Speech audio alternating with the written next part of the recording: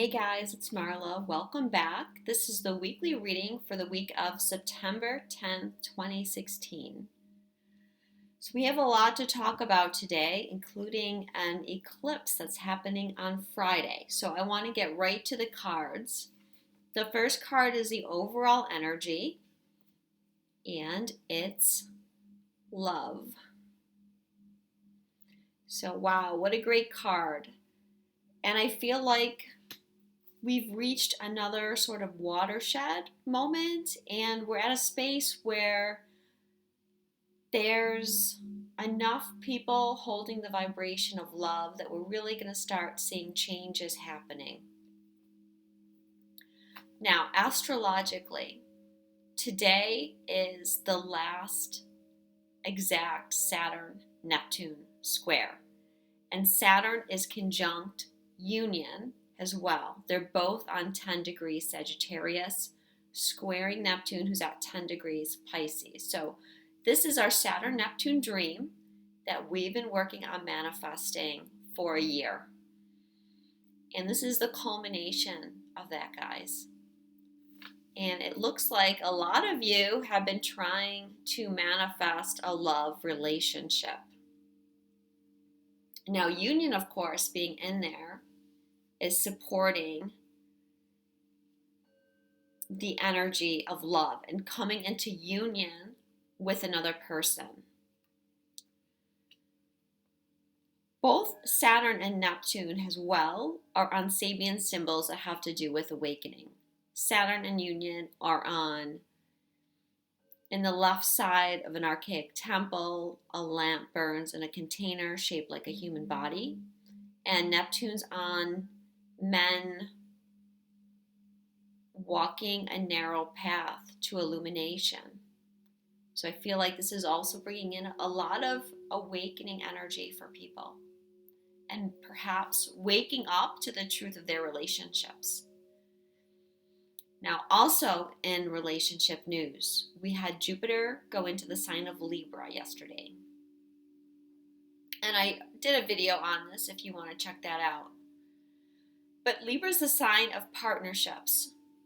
So this is going to be a year-long transit of you focusing on your partnerships.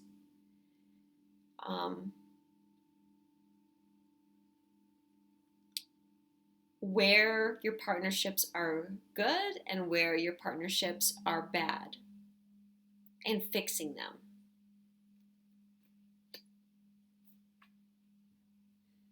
We also have Venus, who's in our home sign of Libra as well, making some important aspects this week. The first one is to Pluto. That's today. So I feel like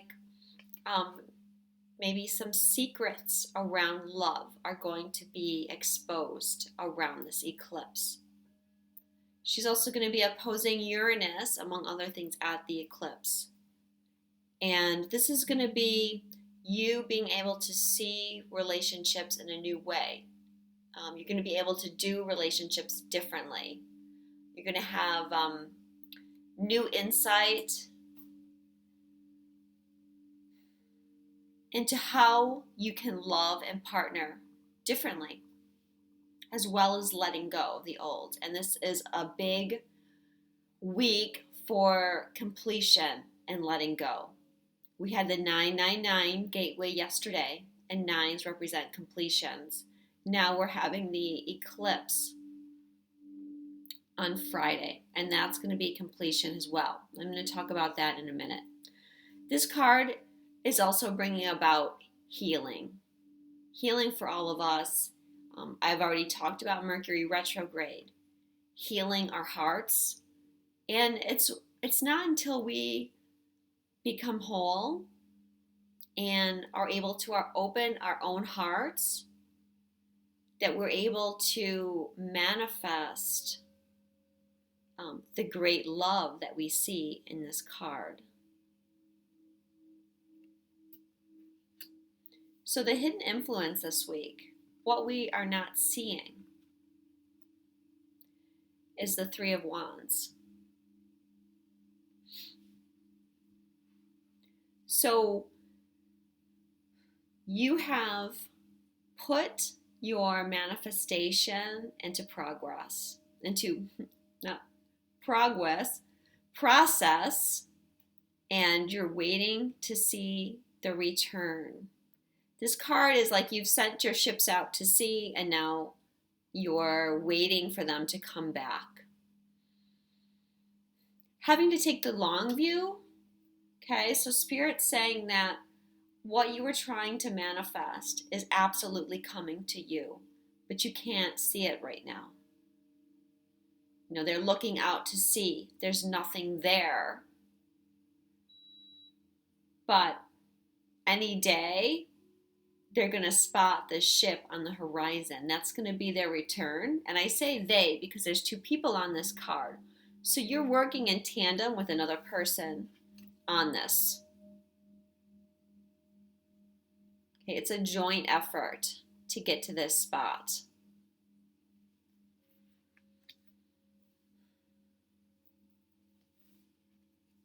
This is expanding the mind as well.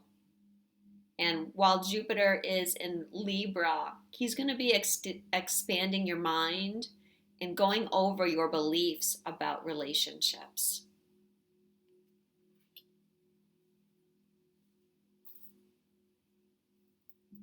All right, let's get to the advice from Spirit card.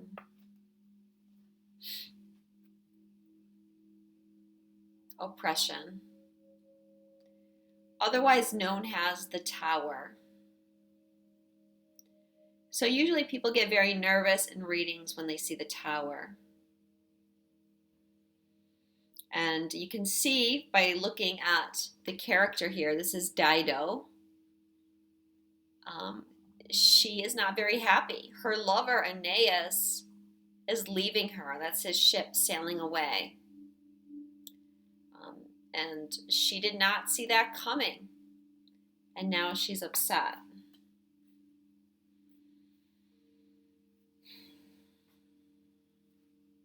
Okay, the message from Spirit is,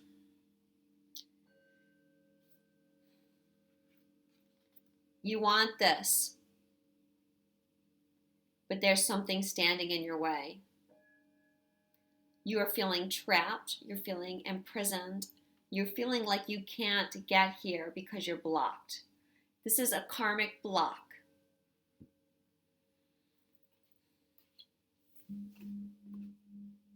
You don't have to worry because that karmic block is going to be gone. Okay, the eclipse that's happening on Friday in Pisces. It's at 24 degrees of Pisces. And it's on the south node. The north node, of course, is our life path. The south node is our past life, our karma. So when there's an eclipse, and this is a lunar eclipse, a full moon lunar eclipse. Lunar eclipse, okay. Full moons bring completions. They bring a culmination of events. Now, a lunar eclipse is 3 times more powerful than a normal full moon. And it's on the south node. When things are on the south node, we have to release them. The south node is where we're being pulled back into our old patterns, pulled back into our old ways, old people, old situations that we keep going round and round on this cycle with. And actually today has Venus squares Pluto. She's on the degree, the Sabian, a circular journey, which is karma, right? Karma, it just keeps coming back over and over again until you can break the cycle. And she's squaring Pluto. Pluto also represents karma.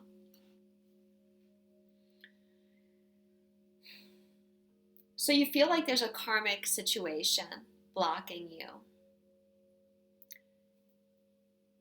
That's going to be released.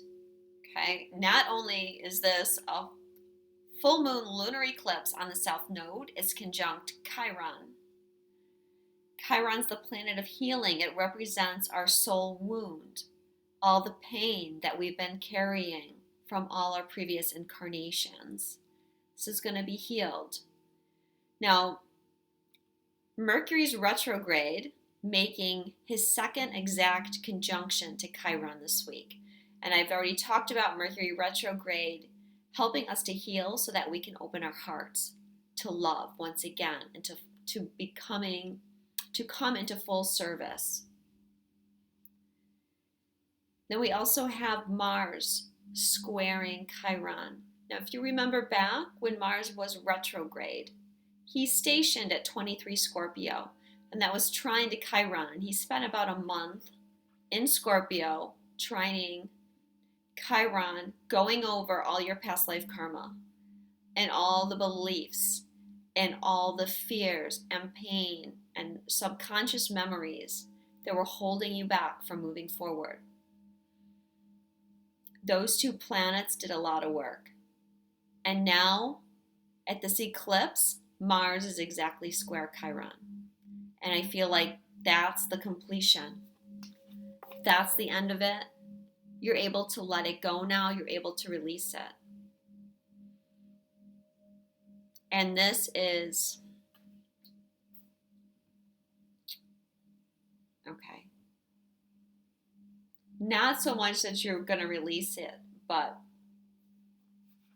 it's just cleared out for you, basically.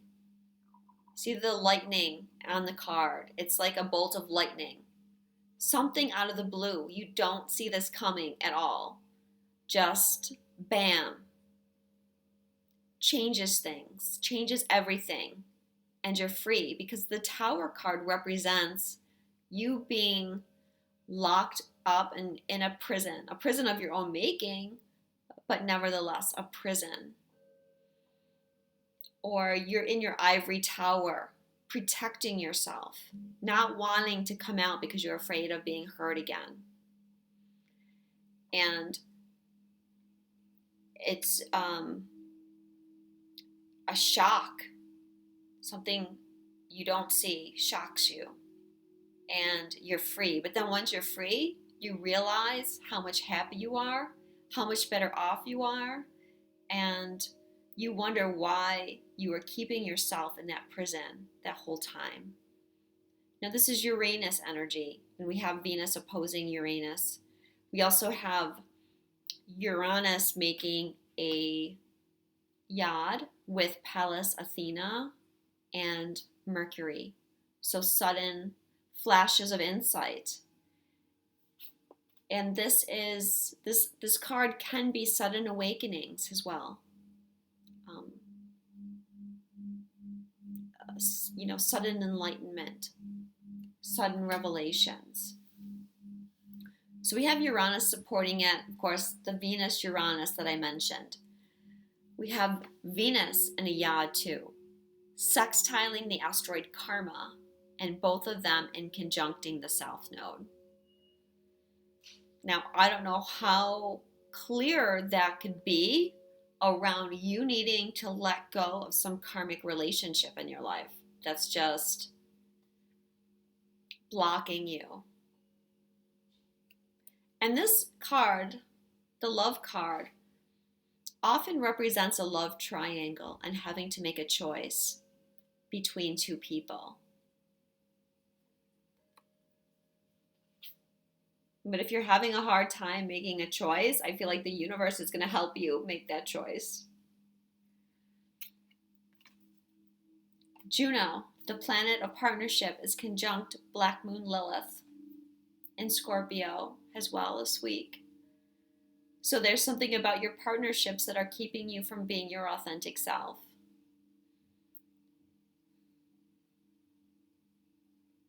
And this is keeping you in hiding. And that's another thing that has to be swept away. You need to be who you are. You can't find true love without being who you truly are.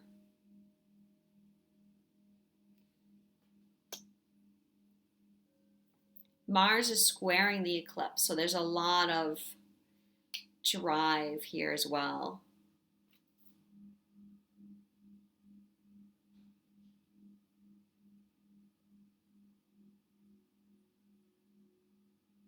There's just a whole lot going on this week.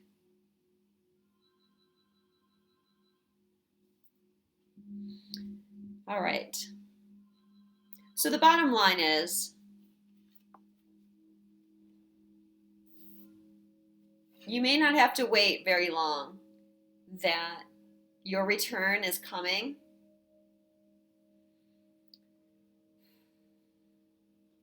Is really not, you can't plan for this. Okay? It's just going to happen. Just surrender to whatever comes to you. And remember that it's in your greatest and highest good. You're being protected right now.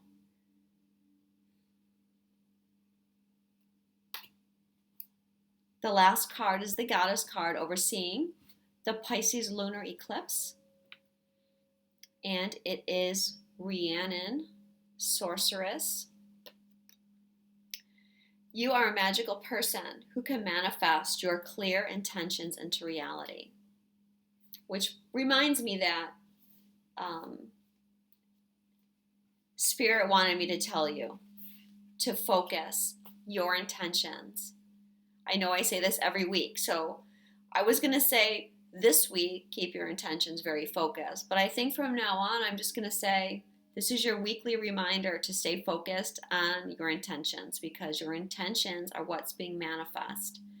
And you need to be clear and steady in order for the universe to bring this to you. The other thing they wanted me to mention to you is that this is a week where you need to follow your heart. A lot of you are, so sweet and kind, and you have a hard time letting go of things or changing things or hurting people's feelings. That's kind of why the universe is going to just take it out of your hands and bring the change that you need. But you have to live from your heart. This is a time where you're going to have to let go of your mind a little bit. Your mind is going to be screaming at you that, this isn't right. It's going to try and put you into ego. It's going to try and put you into fear. Don't let that happen. Stay in your heart. This card has Isis and Osiris on it. This is one of my favorite myths. Isis and Osiris are twin souls, and Osiris is murdered and his body parts are scattered, and Isis collects all his body parts, pieces him back together again, and resurrects him. Even has a child with him named Horus, and then Osiris becomes the lord of the underworld. So there's a lot of transformation involved in this card as well. Transformation and regeneration, a time to bring on the new. So Rhiannon, I'm going to just read this to you because it just fits so perfectly. A large part of my power stems from my connection with animals and nature.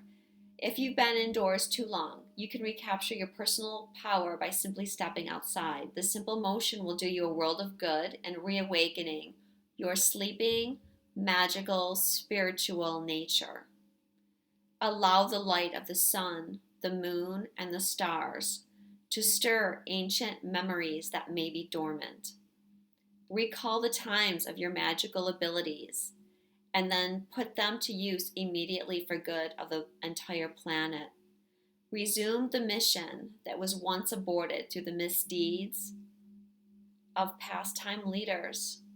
Take up your spiritual arms and move with swift speed into the night, awakening one and all to the magic that is life itself. This is a mission that must be accomplished, and you're the one who can help us with it.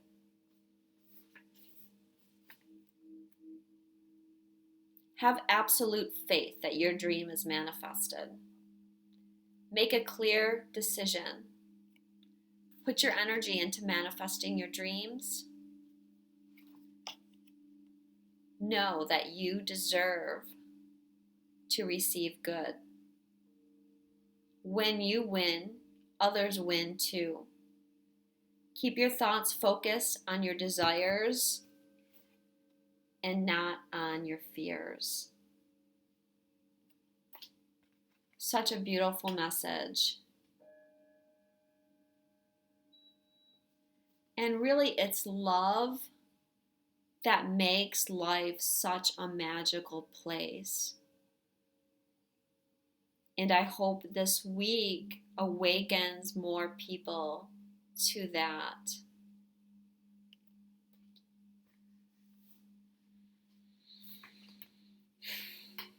It's going to be a magical, magical week, guys.